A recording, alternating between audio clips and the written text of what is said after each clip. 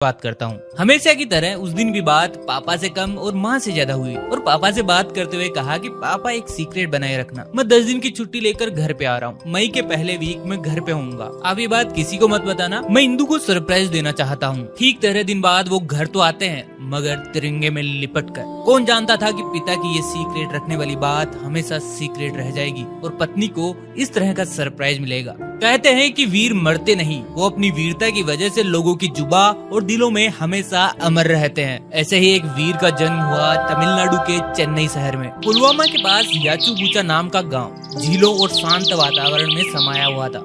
तभी अचानक गोलियों की गड़गड़ाहट शांति को भंग कर देती है। इंडियन आर्मी पर गोलियां बरसाता हुआ आतंकी कहीं छिपने की जगह ढूंढ रहा था। ये जैसे मोहम्मद का कमांडर अल्ताफ बाबा था, शेरों के बाग में छिपा अल्ताफ बाबा, जिसे आज उसका अंत नजर आ रहा था और इसी अंत से बचने के लिए वो लगातार गोलियां बरसा रहा था।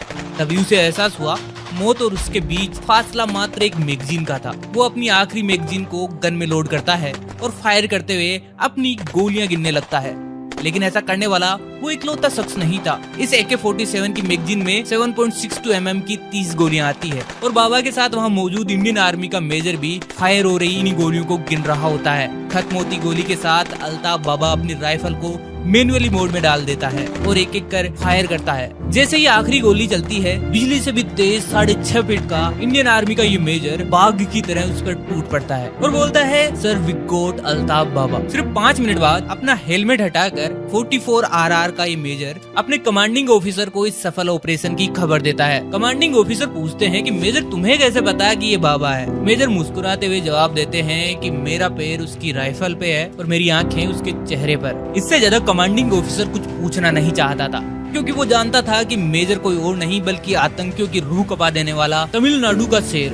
दुश्मन की आंखों में खौफ जगा देने वाले इस वीर का नाम था मेजर मुकुंद वरदराजन। मेजर मुकुंद वरदराजन का जन्म 12 अप्रैल 1983 को आर वरदराजन और गीता के घर पर हुआ था। मेजर मुकुंद ने 28 अगस्त 2019 को अपने लंबे समय की दोस्त इंदु रेबेका वर्गीस से शादी की थी। 17 मार्च 2011 को एक प्यारी सी बिटिया आश्रया का जन्म हुआ। उन्होंने श्री चंद्रशेखरेंद्र सरस्वती विश्वविद्यालय से बीकॉम और मद्रास क्रिश्चियन कॉलेज तमिलनाडु से जर्नलिज्म में डिप्लोमा किया था। उनके दादाजी और चाचाओं ने भी इंडियन आर्मी में सेवाएं दी थी और इन्हीं लोगों ने उन्हें इंडियन आर्मी में जाने के लिए इंस्पायर किया था। Major Mukund officers training academy से निकले थे। उन्हें 2006 में राजपूत रेजिमेंट में 22 राज रिफ में लेफ्टिनेंट के रूप में कमीशन किया गया था। वो लेबनान में संयुक्त राष्ट्र के मिशन का भी हिस्सा रहे। दिसंबर 2012 में उन्हें राज रिफ की 44वीं बटालियन में पोस्ट किया गया और जम्मू कश्मीर के सोफिया जिले में तैनात किया गया।